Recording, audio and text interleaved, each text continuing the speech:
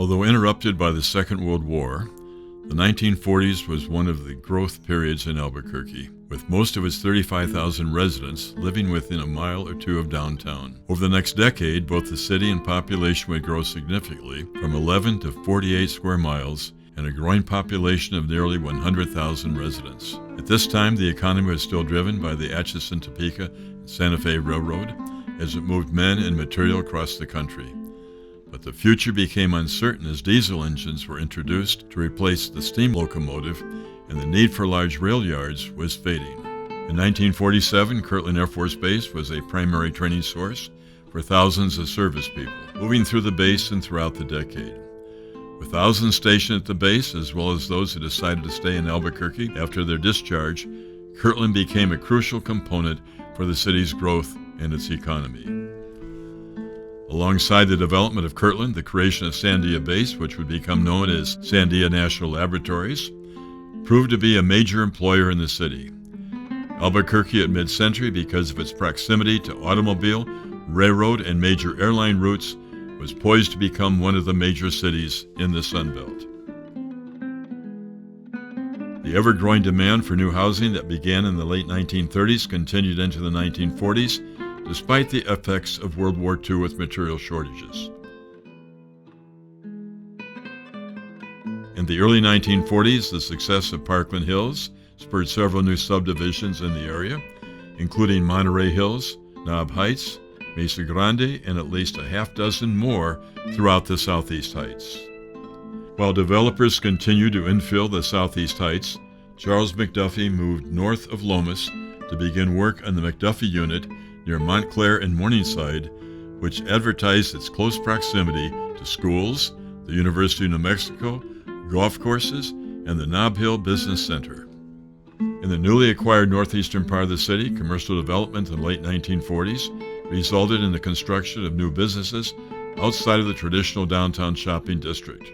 The rapid buildup of stores along Central, east of Girard, came from pressure from residents of neighboring subdivisions to have grocery stores, pharmacies, and other retail outlets.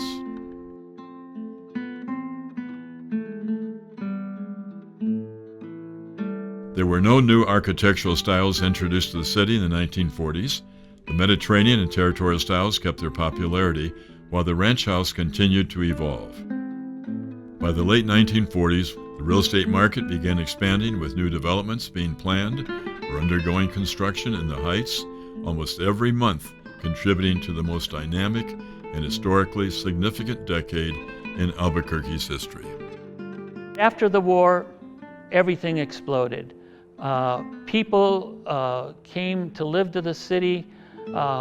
Between 1950 and 1960, the population grew from approximately 93,000 people to 201,000 people in just 10 years.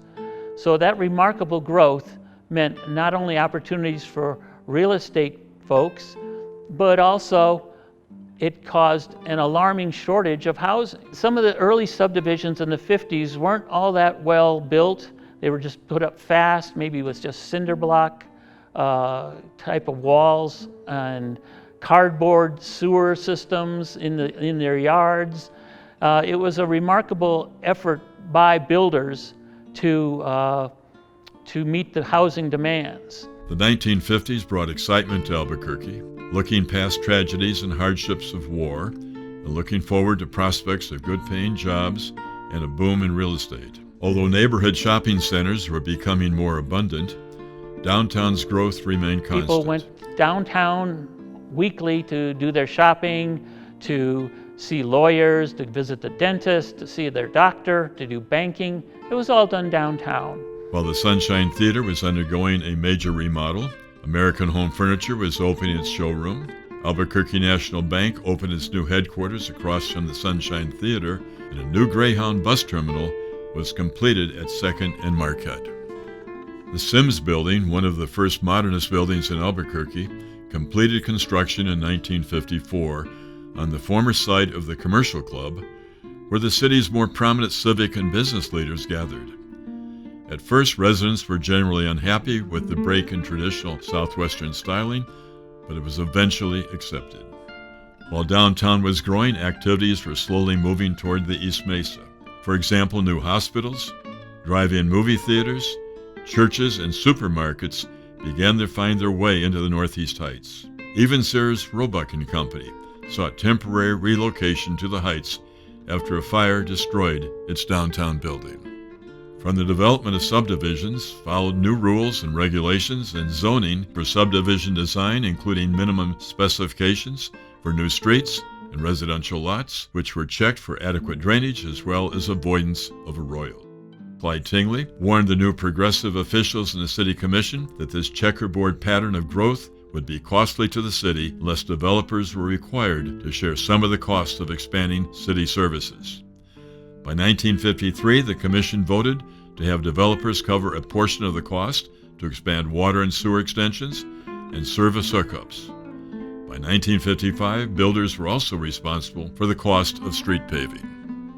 With 190 miles of new water lines and 157 miles of freshly paved roads, it's no surprise that there was a significant rise in home prices. However, this did not affect home ownership, which increased 6% through the decade. There was an importance to home ownership emphasized by the looming Cold War. The Albuquerque Journal wrote, quote, "As home ownership grows, so is our democracy strengthened. A nation of homeowners won't ever do much flirting with the isms such as communism." Throughout this time, thousands of homes were being built around the city. 500 homes in Snow Heights, 800 homes in Hoffmantown. One of the more significant multi-phase subdivisions, the Princess Jean Park, included over 5,000 new homes.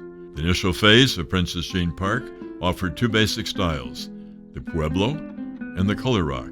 But as the subdivision expanded, Dale Bellama and his designers would look to California for new styles and incorporate them into their offerings. The result was a distinctive yet virtually identical assortment of homes that changed block by block depending on the year built. Albuquerque's taste in home style moved along with the times of the 1950s. The true revival styles of the 1930s, as well as some of the vernacular architectural styles, were losing favor as the ranch house and the modernist contemporary styles came into vogue. The ranch house is also just a form. It's an interior space design where you have compartmentalized units. You have a living room, you have a dining room, you have a kitchen, and that interior design can be decorated on the outside with any kind of style. So you can have a colonial ranch, you can have a Mediterranean ranch, and here in Albuquerque we found some unique styles that were copies of the Spanish Pueblo revival style. The ranch house remained the popular style, with its own floor plans dividing the interior into functioning spaces. The exteriors boasted a vast array of details, from decorative metal supports for the front porch, brick planters, and large front-facing picture windows.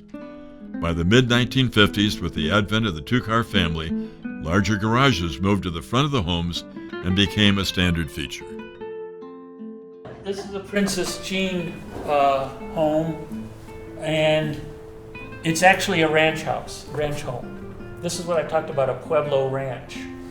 It has a simplified Pueblo idea with rounded corners, stucco finish, short parapet walls, a little portal, but the ranch designs are a large picture window, a single car garage in this case, but look how far forward this garage is.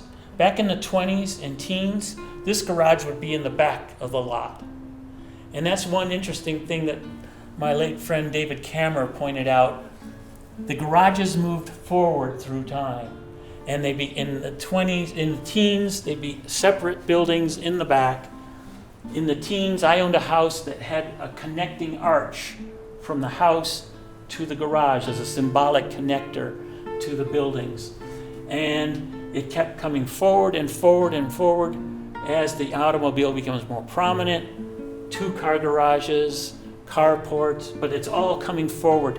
And of course nowadays, it's kind of one of my pet peeves, but the entrance is lost. It's way back here, and there's this huge garage sticking out in the front of the house, and you go, where do I get in? But anyway, this is a typical modestly priced home in Albuquerque in the 50s. The method of tracking these new listings was all done by hand and originally done by one person. Anne Louise Blotney would gather all the new listings, including photos of the property, and type up a multiple listing book every week for delivery to realtors. In addition, she sent out daily letters with a list of properties that sold and the new listings. With substantial growth in Albuquerque's real estate market, the Albuquerque Board of Realtors grew to 57 members, and sales increased dramatically. The association also became politically active during the 1950s while trying to protect the interests of the public and its own members. They opposed housing legislation which favored cooperative construction without benefiting individual home builders. In 1957, as a result of the increase in real estate activity, the association sought a newer and larger building across from Roosevelt Park at 1203 Cole Avenue. This was the first facility that offered meeting spaces for its members, like the ones we have today.